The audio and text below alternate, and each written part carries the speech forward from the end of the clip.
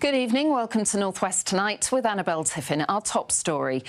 MPs back the bill to legalise assisted dying. We hear your views on this historic vote.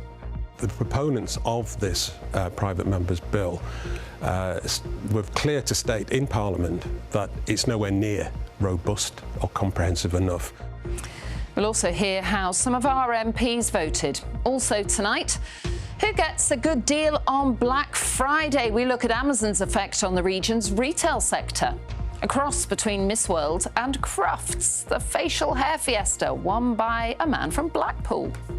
And we had some gorgeous photos of red skies sent in to us this morning. How is the weekend's weather looking though? Join me at the end of the programme. I'll have all the details.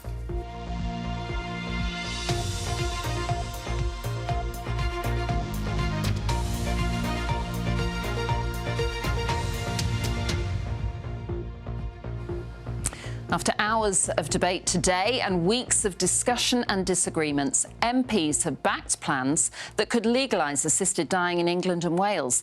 The historic vote paves the way for a change in the law and was co-signed by the Labour MP for Liverpool Wavertree, Paula Barker, who was one of the many MPs who spoke for the private member's bill today. Mairead Smith reports.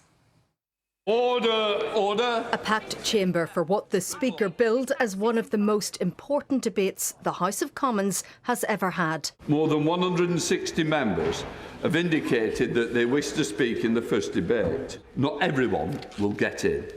On the minds of MPs today, their own views and those of their constituents. My opposition to this bill is grounded in compassion.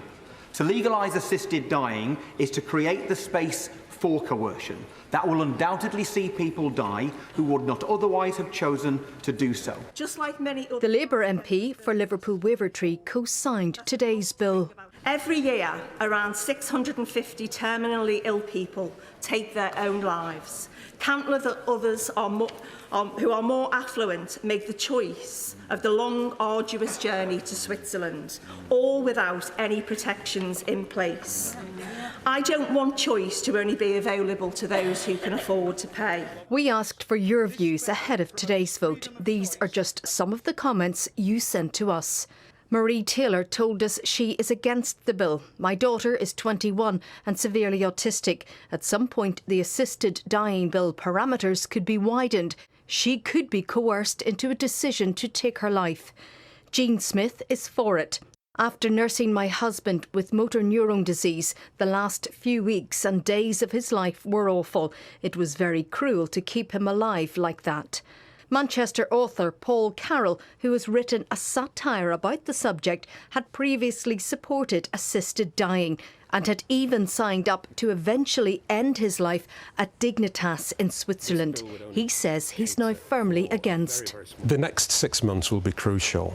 I think the proponents of this private member's bill were clear to state in Parliament that it's nowhere near robust or comprehensive enough. And I think we cheapen life if we bring this law in, which does not help the elderly in particular and the disabled in particular. After almost 5 hours of debate, the majority of MPs voted to back the bill. The ayes to the right, 330. The noes to the left, 275. The ayes have it, and look! Many more months of debate and scrutiny lie ahead by MPs and peers before any change to the law. Well, Mairead's here. Mairead, as you said, there is quite a lot of parliamentary loopholes to go through, isn't there? So what happens next? Well, yes, a huge jump today, but the committee stage is next, and that's where a smaller group of MPs will consider the bill line by line. So still many months of parliamentary activity ahead before this becomes law, and it is important to say that that may never happen. Now, last night you asked for comments from our viewers, and we were inundated with emails and comments on social media, and that really goes to show just how important this issue is, not just for our MPs, but for our viewers and people who are really interested in this. Anne Harris emailed to say that she backs the law. She told us about her daughter Emily, who died because of metastatic breast cancer. She said that no one can prepare you for watching someone die. The reality for my daughter was excruciating pain and sheer terror. Mary Bilsborough also emailed to say that she isn't in favour of assisting people to die. She firmly believes that people should be assisted to live and not assisted to die. So we just couldn't include everybody's comments in our coverage this evening, but it's clear that this is an issue that we will continue to follow as the bill continues through Parliament. Mairead, thank you very much indeed. Let's get a roundup of some of the other news in the day now. And a reconstructed image of the face of a woman found dead in a river has been released in a bid to discover her identity. A body was recovered from the River Mersey near Chorlton Water Park in March. The cause of death is currently being treated as unexplained. A £250,000 National Lottery grant to help restore Hopwood Hall in Middleton has been withdrawn. It follows Rochdale Council's decision to end its agreement with the American actor Hopwood Dupre, saying he had failed to produce a viable plan for the future of the building. The authority says council taxpayers won't fund the loss of the lottery bid when they've committed to spending £600,000 on roof repairs. A steel mast directed dangerously close to overhead electricity lines has been found by Electricity North West's tree-cutting teams in Burnley. The mast was just a metre below the power lines. Work has now been completed to prevent what could have been a potentially fatal electrocution. The former medical director of the hospital where Lucy Letby murdered 7 babies has said its communication with the parents of her victims was crass, inappropriate, unthinking and insensitive. Ian Harvey was giving evidence for a second day at the Thirlwall public inquiry into how Letby was able to carry out her crimes at the Countess of Chester Hospital. Well, our reporter Andy Gill has been following today's evidence at the inquiry. He joins us from Liverpool Town Hall now. And Andy, Mr Harvey was questioned about a number of aspects of how the hospital communicated with the families. That's right, Annabelle. When consultants first raised concerns about the increase in mortality on the neonatal unit in Chester, the hospital commissioned a number of reviews into what was going on. One was called a case note review, where medical records are examined to see if there are common themes. Today, Mr Harvey said he couldn't recall if he'd asked the parents' permission for their children's medical notes to be used in that review. And he said if he hadn't, that was a significant failure on his part and he was sorry. He was also asked about a letter sent to parents about that review, which did not contain the full details of what the hospital knew about what was going on at the time. Mr Harvey agreed that that communication was inadequate. I fully accept that that communication was both crass and inappropriate. It was done in completely the wrong way. It was unthinking and insensitive. But Andy, Mr Harvey denied that he could have prevented 2 murders by Letby if he'd acted sooner. Yes, this refers to baby boys known as O and P. Letby murdered them in June 2016. A month before that, in May 2016, Mr Harvey had a meeting with the consultant Stephen Breary, at which Mr Breary said the only common theme on previous unexpected deaths was Lucy Letby. Rachel Langdale KC, for the inquiry, put it to Mr Harvey that babies O and P should never have died after that meeting because Letby should have been off the ward and the police called in. In response, Mr Harvey said at that stage there was nothing to support such action. Later, questioned by his own barrister, Mr Harvey said it was not obvious to him that deliberate harm was being suggested as a cause of the unexpected deaths in May 2016. Mr Harvey also today denied that there was a tension between safeguarding and the reputation of the hospital. He also denied trying to foster a culture of fear at the hospital. The inquiry continues next week. Andy, many thanks. Now, Wednesday was Lancashire Day, usually an excuse for red roses and hot pot in Parliament. But on the menu this week was council reform, devolution and a possible elected mayor, because last week a group of Lancashire MPs suggested a new devolution deal. Now, Lancashire currently has 15 councils, unitary authorities in Blackpool and Blackburn with Darwin, plus the county council. Underneath that are 12 districts. Now, the new option put forward last week by Burnley MP Oliver Ryan is to have 3 single-tier councils, dividing the county up like this. An alternative to that is 4 authorities, including a central belt stretching from Fylde in the west to Pendle in the east. Now, in both cases, the new councils would work together on some projects and, crucially, with an elected mayor like these 2 familiar faces in Greater Manchester and the Liverpool City region, overseeing the combined authority from 2027. A lot to think about there. Well, Gina Milson has been to Westminster and Barnoldswick to gauge opinion. Christmas is coming, but will the people of Barnoldswick be asking Father Christmas for a change to their local council? No, not at all, because big is not beautiful, and it never has been, and it will never work. I think we ought to be more local, not going further and further away. We always get rough-ended deal, being on edges as it is. If we're lumped with bigger places, we're going to lose out even more, I think. Do you think that's a good idea? No, too big, isn't it? Some Labour MPs have signed a letter backing the plan, but not everyone in the party agrees with what's on the table. To be very clear, I did sign the letter, but I did not agree to Oliver's public document. And Ollie and I had a very robust conversation about this. I hate to say it, but there will be some people that disagree with me on this. But the point of doing that paper, if you like, that was produced last week, is to start a conversation. The devolution deal that we've got going ahead now, that was negotiated under the last government, is unsatisfactory. What I would just say is we've got to take people with us. One proposal puts Fylde into a council with Pendle, Ribble Valley and Preston. We've seen examples where this has happened elsewhere, where it hasn't delivered the cost savings that people expect because it's very, very expensive to restructure organisations of this size, and it doesn't necessarily deliver. The current devolution deal, which leaves the councils as they are, moved a step closer in Parliament this week on Lancashire Day. That deal doesn't include an elected mayor, though.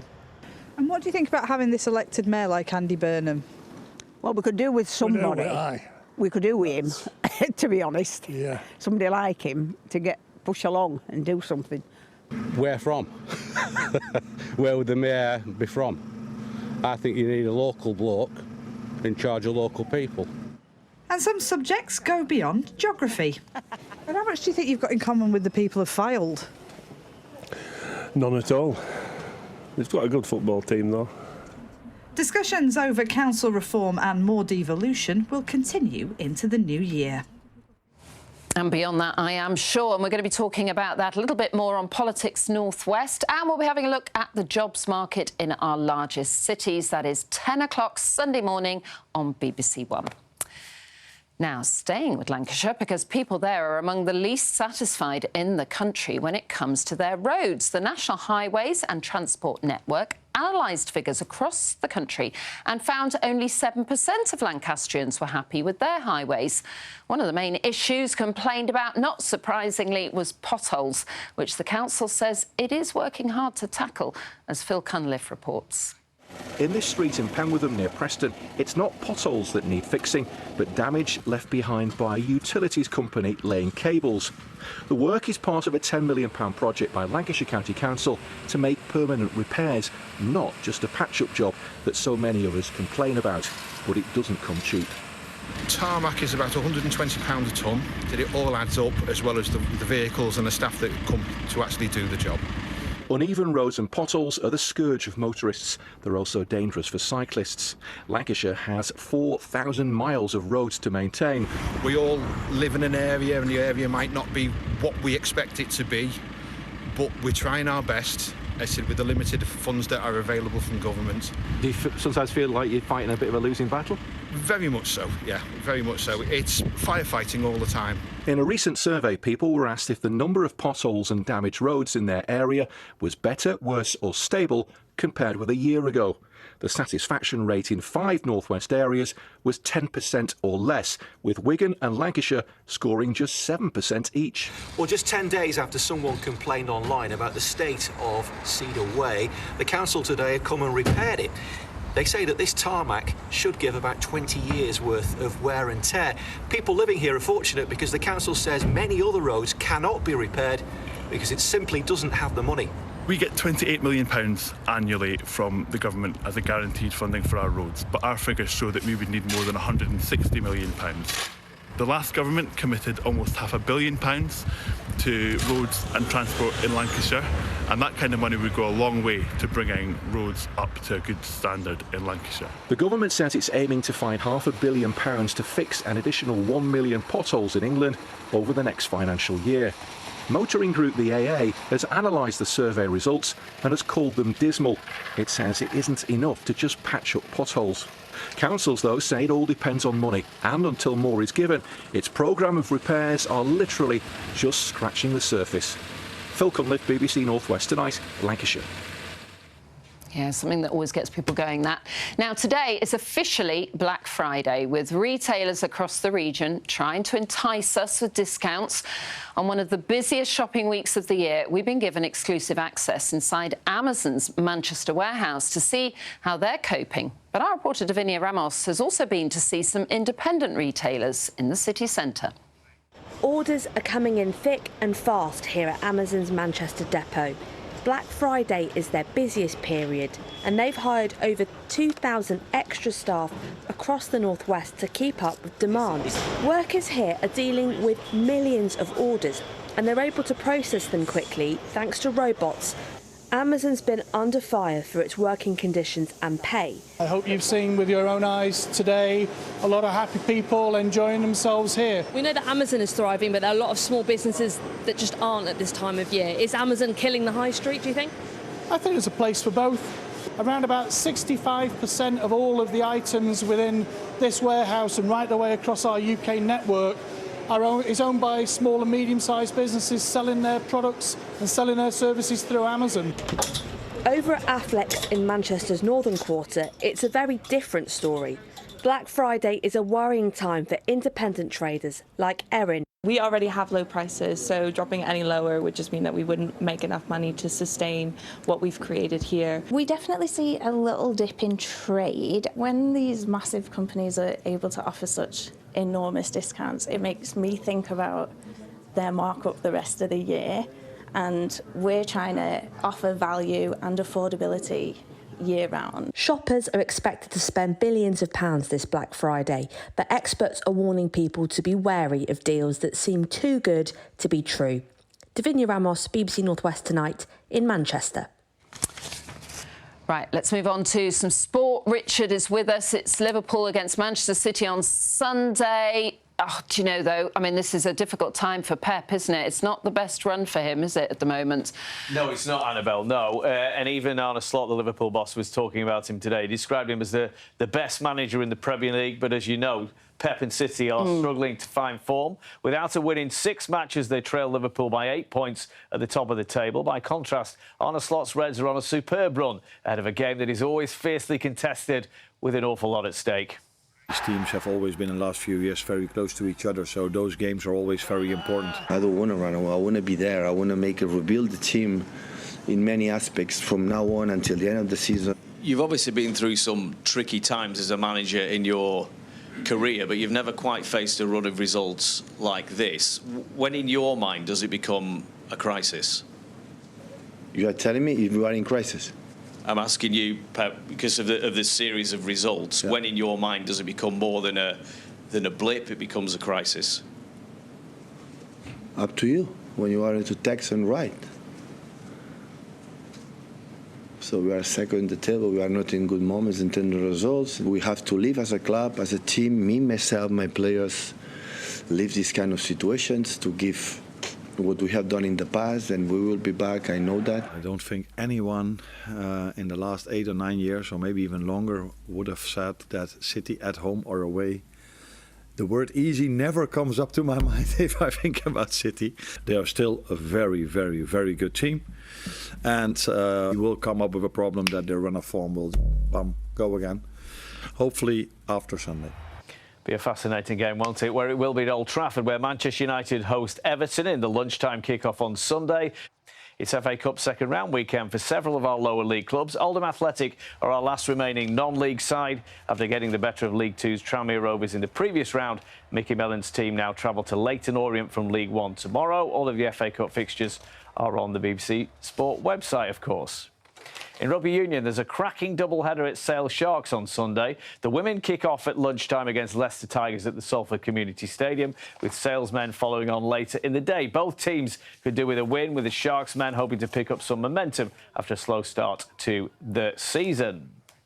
Let's hope for a couple of wins there. That would really help them both, Annabelle. You hit a bit of a nerve with Pep Guardiola there, didn't you? Did he persuade you that he's not worried? Well, I am annoying, Annabelle, we have to say that. But, yeah, there was perhaps a different atmosphere. I mean, Manchester City players, manager, they're not used to it, but maybe the journalists not as well. There was a different atmosphere, maybe some tougher questions, but you know how good they can be. Yeah. They could easily bounce back. Interesting, though. Richard, thank you very much. Now, weirdly, it has been described as a cross between Miss World and Crufts. The British Beard and Moustache Championship judged the best facial hair in the country. I'm not sure what the Crufts bit has to do with it, but anyway, we may find out. But the winner is from Blackpool, and he's just been crowned. Molly Brewer has more.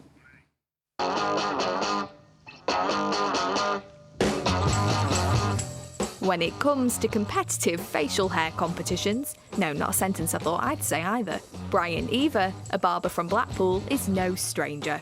He's had a hat-trick of wins in the last few years, and his latest win wasn't even a close shave. Just pop your head back for us. So my category is the up to 12-inch natural. So it's basically beards no longer than 12-inch and just in a natural state, no styling or anything, just literally sort of as they are. Super happy to win this one. I've been happy to win all the others as well. It's just this one was my third time winning. So I did feel a bit of pressure, didn't I, Owen? Yeah. I kept going to the toilet. This beard started growing in 2013, October, Halloween, actually, which was the day that my little boy was born. So I've not had a shave since. And Brian is so known for his beard that he's even set up his own beard club in Blackpool. Thank you. You're welcome. So the club was started in 2015, the Sandgrown Beardsmen. So we just meet up in the barber shop once every month, every second Saturday. I think a lot of people think we're just going to be talking about beards. It's not really a thing. It's just basically just become like a group of friends. It's not like we mentioned about Brian being 3 times British champion, is it? Not this story again. It never stops going on about it. He doesn't. I don't say anything about it. And although these guys have a laugh, the group, being predominantly male, are also encouraged to talk about their problems. The beard community is super supportive for a lot of mental health issues that guys have. There's guys that reach a certain point, I think, in the life as well, where these sort of friendships, sort of groups, sort of dissolve and stuff like that. And a lot of guys, I think, feel a bit lost, and someone can kind of get drawn into these things, and it can help them. I lost a good friend to cancer, and I was at a bit of a low place, and I found this is my safe space. It's a huge part of my life. Very few people turn up and don't come back again for another meet. You know, most of us are regular meeters after the first time. So what's next for Brian? Well, he's been picked to be a judge in an international competition in America, and come 2027, Blackpool will be the host. If one of our guys could win a world championship, it would be my dream if we had like a Northwest winner. Time to start growing your beards now. Molly Brewer, BBC Northwest Tonight, Blackpool.